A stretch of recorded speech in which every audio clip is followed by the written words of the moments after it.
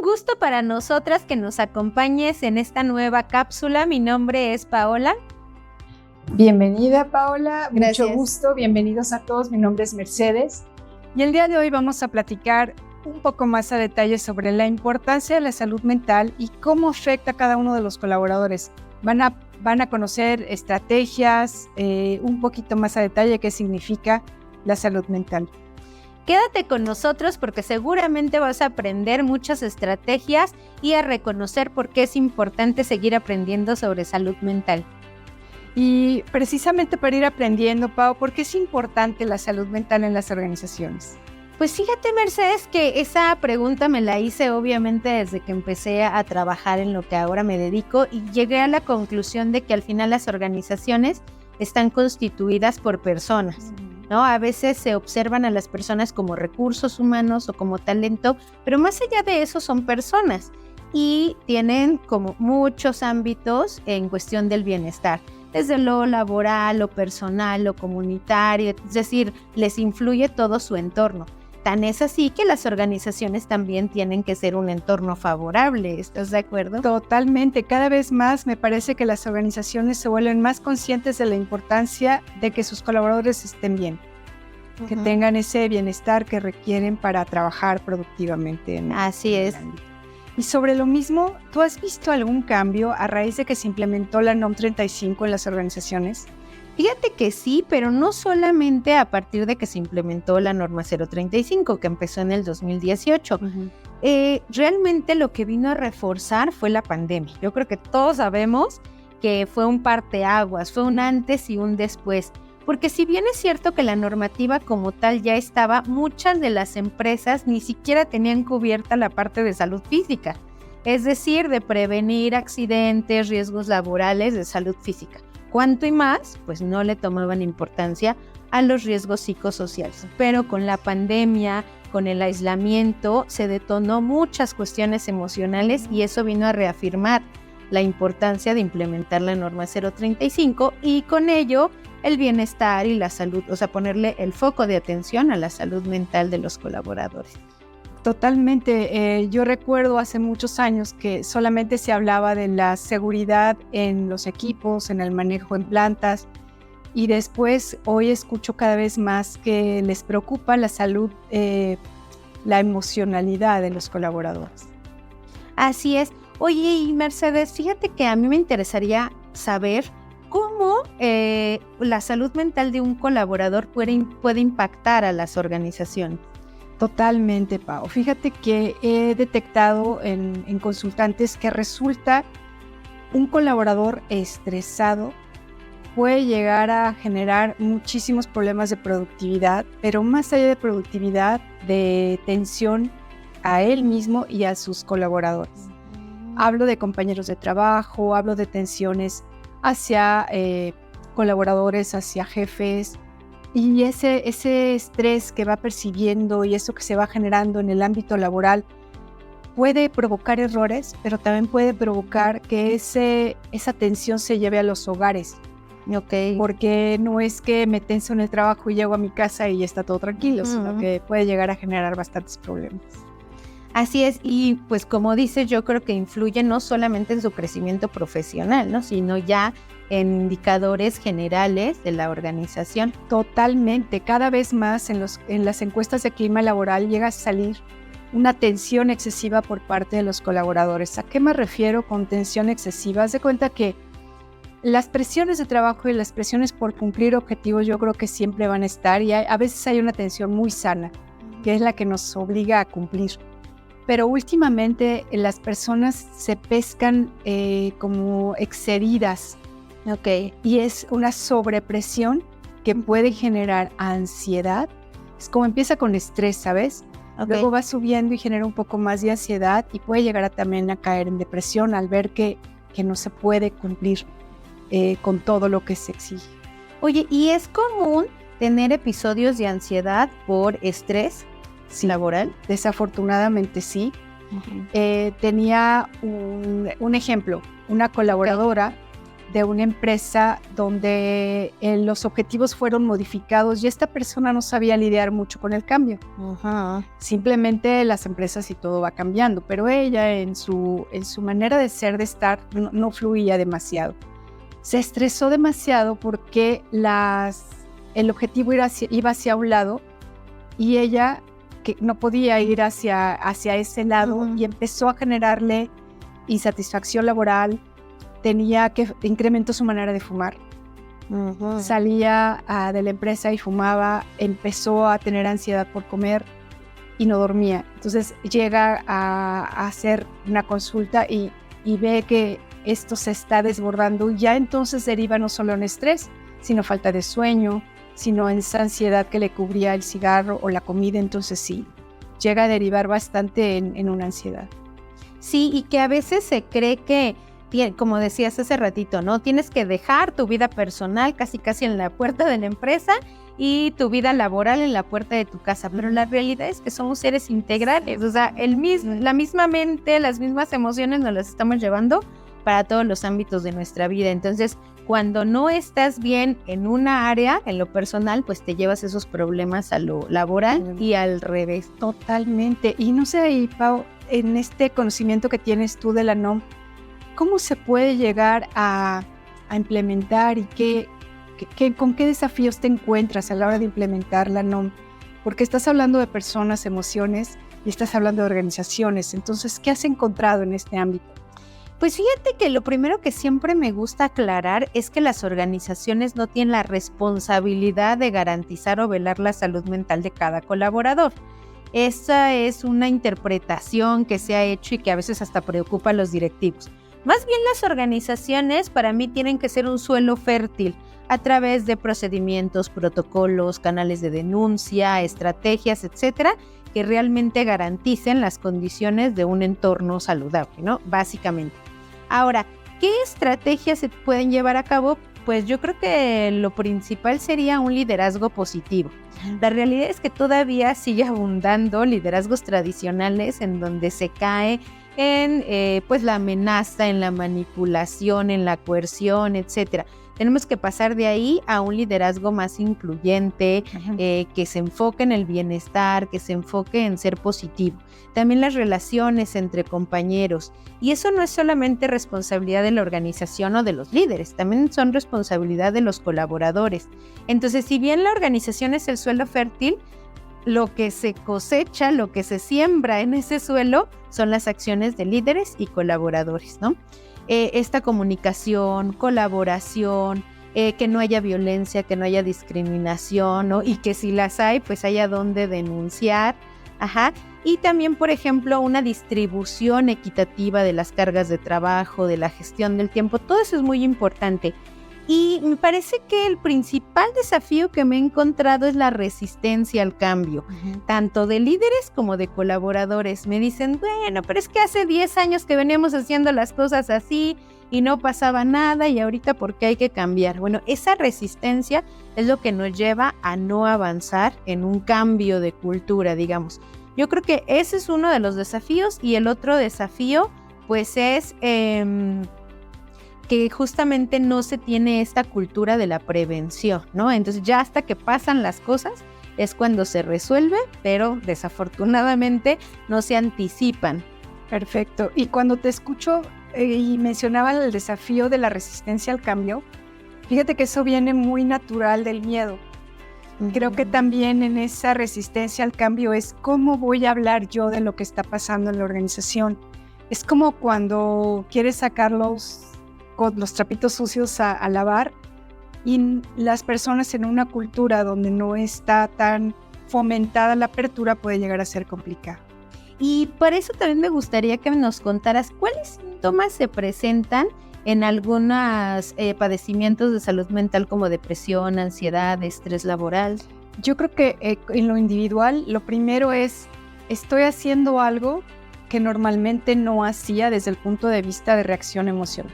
Por ejemplo, yo siempre he sido paciente, siempre escucho muy bien y hoy grito a la primera de cambio, me enojo o yo mismo estoy haciendo algo y me desespero. algo no estoy cómodo o cómoda. O algo que más se nota también es la falta, y ya lo mencioné antes, la falta de sueño. Ok, no duermo, me la paso pensando en el trabajo, pensando que no puedo, y eso me genera mucha impotencia, una sensación de frustración por no poder hacer o cumplir con todo lo que se me está pidiendo. Entonces son signos de comportamientos de ausentismo que a lo mejor como me deprimo, a lo mejor hasta me enfermo. Entonces empiezo a faltar, yo nunca faltaba y ahora me enfermo cada rato, me da gripa cada rato, me da malestar estomacal cada rato. Entonces son síntomas físicos que pueden estar derivando en un problema emocional. Ok, y también incluso puede ser el que las demás personas lo noten, ¿no? Algo que te digan, o sea, una cosa es como lo que yo siento, que ya está como siendo diferente a mi rutina o a como normalmente me comporto, pero también a veces llegan como algún compañero, algún familiar y oye, como que te noto raro, como que te noto más estresado, más cabizbajo, o hasta tu líder, ¿no? Ya no estás dando los mismos resultados, o la actitud, etcétera. Sí, puede también Totalmente, y es que el mejor espejo de lo que nos pasa son los demás. Claro. Somos seres en relación, todo el tiempo estamos relacionándonos, y a lo mejor los demás, la pareja es la primera que se da cuenta, o los hijos, o los padres, compañeros, parejas, o los que están muy cerca. Oye, pero ya no sonríes. Oye, pero llegas de malas. Oye, pero ya no quieres ir a trabajar. Y el jefe se va a ir dando cuenta también, porque si está acostumbrado a cierto nivel de ánimo, de disposición, de motivación, se van a dar cuenta de que tu ánimo ya no es el mismo. Ya está como que suena el despertador y ya no te quieres llevar, quiero parar. Exactamente. Okay, sí, yo creo que nos ha pasado en algún momento a todos. Sí. Perfecto. Y ya viendo, por último, estaba yo recordando también que ha habido cambios en la NOM 35. Se incluyeron precisamente la depresión, la ansiedad y el estrés últimamente. ¿Esto cómo se ve? ¿Cómo ha impactado? Sí, pues fíjate que como tal no se hizo una actualización de la norma, pero sí se añadieron estas enfermedades de salud mental, como bien lo decías, depresión, ansiedad y estrés laboral, al catálogo de enfermedades de riesgo laboral, ¿no? Okay. Entonces ya había un montón de enfermedades ahí, pero físicas, en donde había una relación con las condiciones de inseguridad, digamos, o condiciones inseguras en el ambiente laboral. Pero hoy se suman estas de salud mental, lo cual me parece que es un paso muy importante para que las organizaciones hagan conciencia de esta salud mental. Pero también es importante saber lo que les decía, no significa que las organizaciones se tienen que responsabilizar de cada colaborador, ¿no? Vamos a ir a su casa para ver que todo esté bien, vamos a ir a ver a su familia, con su pareja, con sus padres, no es necesario. Estas enfermedades solamente se van a ligar a una responsabilidad de la organización si se descubre que las condiciones, ya decíamos, un liderazgo, una distribución de cargas de trabajo, la relación entre compañeros, ¿no? Todo esto son condiciones de riesgo psicosocial y que eso está detonando en las personas. La verdad es que cuando eso ocurre, no solamente una persona vive estas enfermedades, ¿no? Estos síntomas, así es, sino pues brota en muchas personas. Algunas ya caen en una enfermedad, pero otras se mantienen en solo síntomas como los que mencionabas, ¿no? Insatisfacción, frustración, etcétera. Y si eso ocurre, lo que podría pasar en algún punto es, como cualquier enfermedad de riesgo laboral, pues que se incremente la prima del seguro, ¿no? Del IMSS y ya. Por eso es importante atender todas estas recomendaciones, la norma 035 y sobre todo generar este entorno organizacional favorable. Claro, y lo que mencionas es súper importante porque desde donde yo lo veo no queremos generar miedo, queremos generar conciencia. Y me imagino que cuando alguien dice es que a lo mejor soy causante de enfermedad mental de un colaborador, puede asustar. Pero yo creo que es solamente cuestión de enfocarse en ver qué está sucediendo en el entorno y si hay algo que les puede estar generando problemas. Así es, y sobre todo es enfocarnos en la prevención. Yo creo que todas las organizaciones que se enfocan en la prevención y que tienen sus estrategias muy claras, pues no tendrían por qué tener este temor, ¿no? Y además entender que estas enfermedades, decíamos depresión, ansiedad, estrés, pues son multifactoriales. Entonces, de esa manera, pues pueden ser cuestiones de la organización, pero también personales, familiares, etc. Y bueno, si una persona ya está sintiendo como estos síntomas de los que nos hablabas, yo como que me identifico con lo que dice Mercedes, ¿no? ¿A dónde puede acudir? ¿Qué puede hacer? ¿Qué les recomendarías? Yo creo que lo primero es comunicarse dentro de la organización con el área indicada, que sería en ese caso quizás recursos humanos o su propio líder. ¿Por qué? Porque a lo mejor, como es multifactorial, habría que descubrir de dónde viene el problema. A lo mejor incluso se han detectado que puede llegar a ser físico-genético y no necesariamente causado, como tú lo mencionabas, por la organización. Pero también puede ser cuestión de un ambiente y una cultura muy poco saludable en cuanto al liderazgo o en cuanto al clima laboral.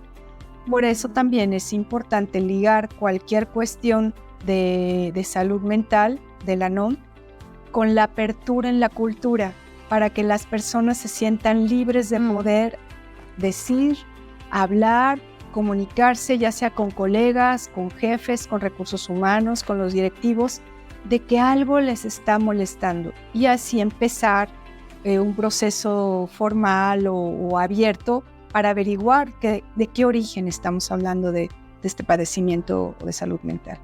Así es, y yo creo que sería la primera parte bien importante, es como quitar el estigma, ¿no? Claro. De hecho, ahorita en la Organización Mundial de la Salud hablan mucho sobre esto. Es como quitar el estigma social, cultural, personal, de hablar sobre salud mental, porque si me duele la pierna, pues no tengo empacho en decirte me duele la pierna, pero si ya estoy sintiendo síntomas de depresión, como que no lo digo tan fácilmente, ¿cierto? Entonces yo creo que también es importante quitar el estigma, tanto de manera personal, reconocerlo y, como bien lo dices, acudir, acercarse con sinceridad a la organización, pues para descubrir qué es lo que está sucediendo. Y quizá, como comentas, puede haber algunas causas genéticas, ¿no? Personales, y que se detonen con algún ambiente con condiciones inseguras. Entonces puede haber como muchos factores que detonen esto, pero siempre el prevenir y el atendernos con especialistas, con ir con un profesional de la salud mental, esa parte también es importante. Porque si no, bueno, sí, voy con la amiga, tal vez me escucha, me apapacha, pero no me va a diagnosticar. Y algo de lo que comentas es justo cuando yo me acerco a un profesional de la salud, puedo descartar un poquito más de las variables que estuvieron afectando el que yo tuviera cierto, o la persona tuviera cierto comportamiento. Es relevante también el pensar que nadie que se acerque a un profesional de la salud está loco. Y lo comento por lo que hablabas, está muy mitificado. De repente, no estoy loco, no estoy loca, no puedo ir, yo no tengo nada. Y hay profesionales de la salud donde realmente no necesitas estar loco, sino simplemente sentirte mejor al exponer lo que está sucediendo. Entonces, invito realmente a todas las personas a revisarse, revisar cómo se están sintiendo, revisar cómo se están sintiendo con lo que les pasa. O si han recibido ya mucha retroalimentación de parte de otras personas del cambio, pues también el checar qué síntomas, qué sucede y acudir con un profesional de la salud. Estoy completamente de acuerdo. Y si llegan a acudir con alguien de la organización, pues que esa persona de primer contacto también tenga toda la sensibilidad, empatía e información necesaria para canalizarlo. Recuerdo que es una de las partes que también aborda la norma 035, el que haya alguien que tenga la información, los canales necesarios para que estas personas puedan atenderse. Totalmente, porque la salud mental es responsabilidad de todos, tal como lo dice la Organización Mundial de la Salud. Así es. Pues para mí fue un placer compartir este espacio contigo, Mercedes. Muchas gracias, Pau, y seguimos hasta la próxima cápsula. Me parece muy bien. Cuídense, nos vemos en la próxima.